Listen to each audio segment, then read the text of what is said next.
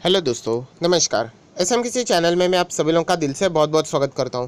सो दोस्तों, इस वीडियो में हम लोग वापस बात करने वाले जो करंट गवर्नमेंट यहाँ पे चल रही है, हम लोग कह सकते हैं हमारे इंडिया में सेंट्रल गवर्नमेंट, आप ऐसे भी बोल सकते हो। तो उन्हीं के यहाँ से हम लोग को कुछ इंपॉर्टेंट डिसीजन लेते हुए देखने को मिल रहे हैं एंड उसी का इम्पैक्ट बहुत सारे कंपनीज के ऊपर होने वाला है, इकोनॉमिक के ऊपर भी होने वाला है एंड उसी के साथ साथ स्टॉक मार्केट के ऊपर भी होने वाला है।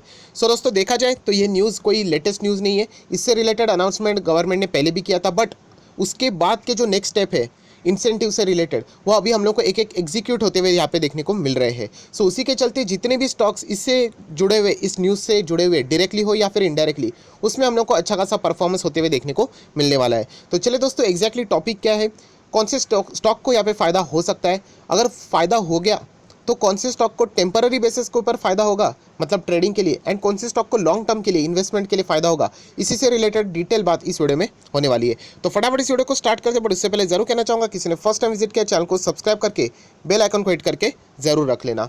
सो दोस्तों, आप लोगों को जैसे मैंने शुरुआत में ही बता दिया कि यहाँ पे PLI स्कीम से रिलेटेड बहुत बार मैंने वीडियो बनाए एंड उसी से रिलेटेड बहुत बड़े अपडेट्स भी आ रहे हैं, जैसे कि India is planning a big push for a domestic manufacture of a new technology devices. मतलब आप सभी लोगों को पता है, मोबाइल फ़ोन से रिलेटेड ऑलरेडी सरकार ने ज़बरदस्त पुश दिया था एंड उसके चलते जितनी भी कंपनीज़ हैं, मोबाइल मैन्युफैक्चर करने वाली कंपनीज़, उसको ज़बरदस्त फ़ायदा होते हुए भी हम लोग को अभी भी देखने को यहाँ पे मिल रहा है। बट सरकार ने ये भी सोचा, मोबाइल फ़ोन के साथ साथ और भी अगर हम लोग बात करें, जो न्यू टेक्नोलॉजी से ही जुड़े हुए डिवाइसेस भी है, उनसे रिलेटेड भी यहाँ पे गजब का प्लान यहाँ पे सरकार यहाँ पे कर रही है। जो मैन्युफैक्चर करेगा उन डिवाइसेस को भी, उनको भी सरकार यहाँ पे इंसेंटिव देने के लिए तैयार है। एंड किसके लिए? डोमेस्टिक मैन्युफैक्चरर, मतलब हमारे इंडियन के हमारे मैन्युफैक्चरर, हम लोग ऐसे भी यहाँ पे बोल सकते हैं। एंड इसमें कौन कौन सी चीज़ें आती है? बहुत सारी चीज़ें आती है, बट कुछ एग्जांपल देने चाहूँगा, जैसे कि इंक्लूडिंग द वेरेबल्स, मतलब स्मार्ट वॉच भी आ जाएंगे, फिटनेस ट्रैकर्स भी आ जाएंगे, राइट। मतलब इलेक्ट्रॉनिक गैजेट से रिलेटेड जितनी भी चीज़ें हैं वो इसमें हम लोग को आते हुए देखने को मिलेगी। उसी के साथ साथ हियरेबल्स, मतलब आप यहाँ पे देख सकते हैं एयर वायरलेस हियरिंग डिवाइसेस, मतलब मोबाइल फ़ोन से रिलेटेड जितने भी और भी गैजेट्स आते हैं ना, उसी के रिलेटेड यहाँ पे मैन्युफैक्चरिंग की बात हो रही है। एंड अगर मैं इनडायरेक्टली भी बात करूँ तो ये क्यों इस सेगमेंट को बढ़ावा दिया जा रहा है? ऑब्वियसली क्योंकि चाइना ने ही ये सबसे ज़्यादा मार्केट इंडिया में क्या किया है, कैप्चर करके रखा हुआ है। 70 to 75% चाइना का ही मार्केट हम लोगों को इसी से रिलेटेड यहाँ पे देखने को मिल रहा है।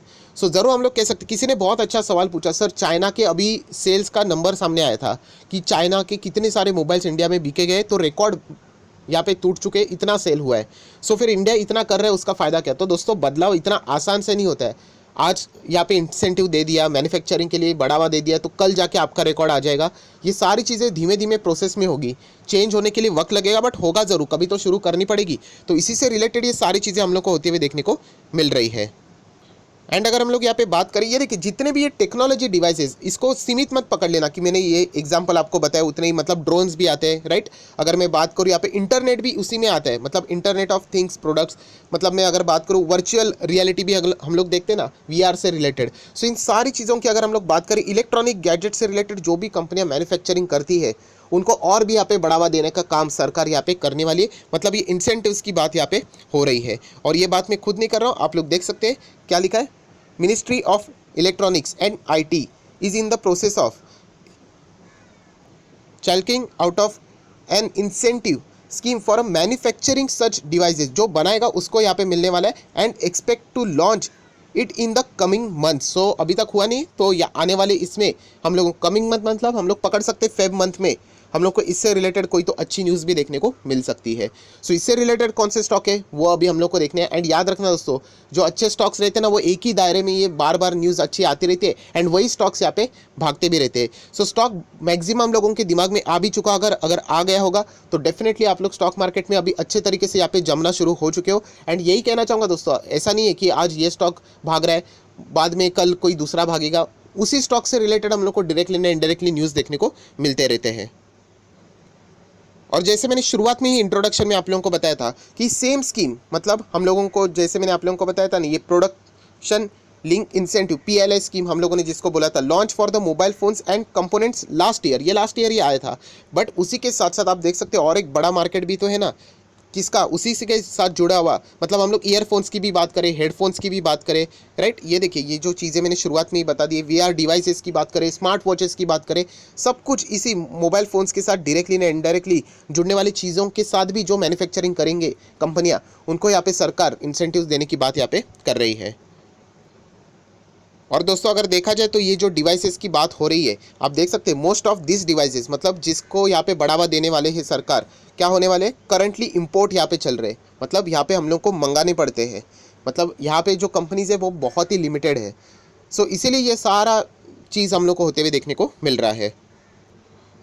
और अगर हम लोग आगे भी देखें तो आप देख सकते हैं there is a demand for the 2 to 3 billion IoT, अभी IoT क्या है ज़रूर बताऊंगा, IoT डिवाइसेस की बात हो रही है currently, and it is expected to increase 5 billion, मतलब दो गुना से भी ज़्यादा यहाँ पे हो सकते हैं, डबल हो सकता है over the next 2 to 3 years। And ये ऑफिशियल्स ने बात बताई है, मतलब इसकी डिमांड बहुत ज़्यादा बढ़ने वाली है। सो ये IoT क्या होती है, IoT डिवाइसेस, सो इंटरनेट से रिलेटेड ही जुड़ी हुई जितने भी ये ऑब्जेक्ट्स रहते हैं उसी की बात यहाँ पे हो रही है। जैसे कि हम लोग कह सकते हैं अलग अलग सेंसर्स भी होते हैं, सॉफ्टवेयर भी होते हैं, टेक्नोलॉजी पर्पज से रिलेटेड जितने भी ये सिस्टम एंड डिवाइसेस है उसी के बात यहाँ पे फिलहाल हो रही है। एंड सेम वर्ड मैंने कल के भी वीडियो में एक पर्टिकुलर स्टॉक को एक्सप्लेन करते हुए आप लोगों को बताया था।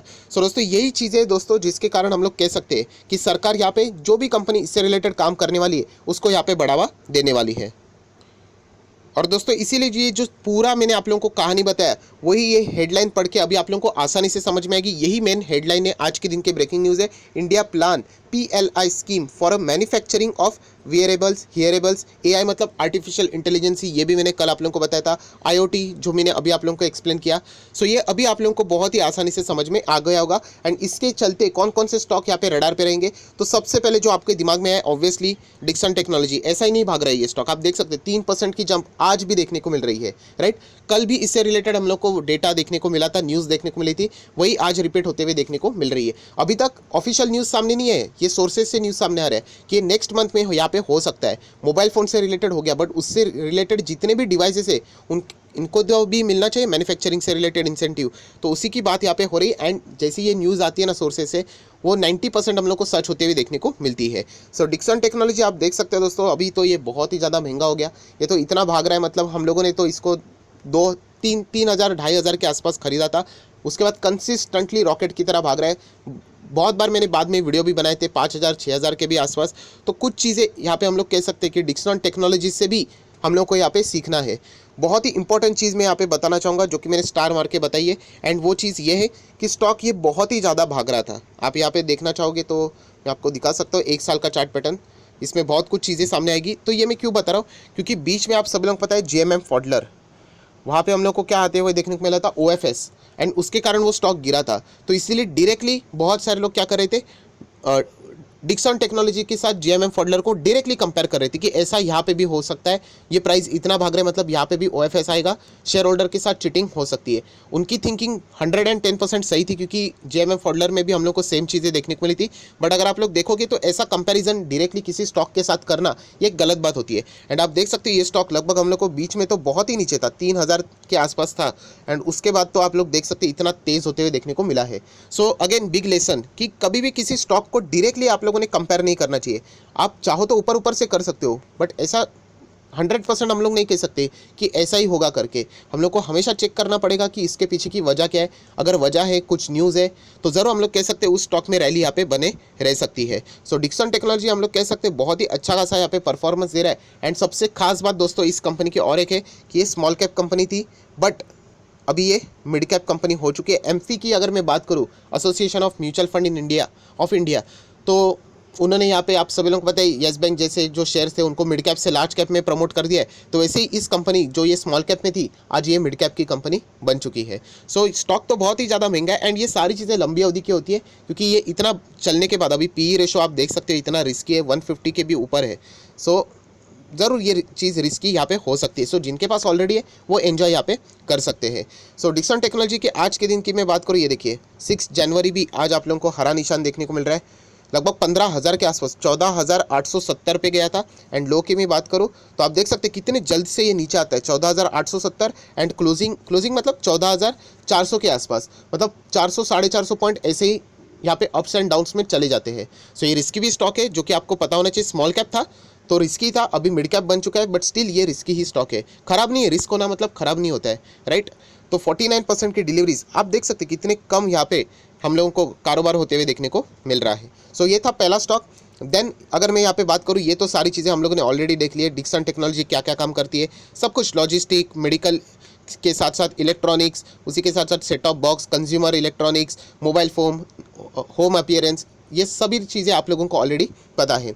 अभी हम लोग आ जाते हैं दोस्तों, और एक वर्ड हम लोगों ने देखा था एआई, आर्टिफिशियल इंटेलिजेंसी का नाम आएगा सामने, तो टेक महिंद्रा को भी आप लोगों ने ज़रूर यहाँ पे फोकस में रखना चाहिए।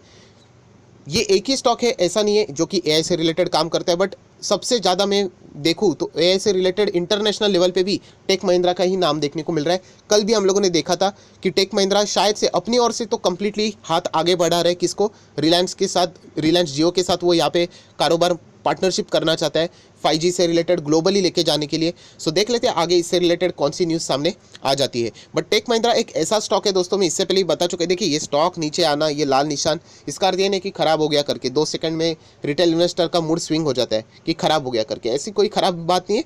ये निफ्टी 50 वाला स्टॉक है, लार्ज कैप स्टॉक है। एंड जैसे मैंने बताया, TCS, इन्फोसिस, विप्रो, एक्सेलटेक जितना स्टॉक स्ट्रॉन्ग है, उतना ही ये टेक महिंद्रा भी स्ट्रॉन्ग स्टॉक है। एंड ब्रांड भी आप देख सकते हो महिंद्रा ग्रुप का है।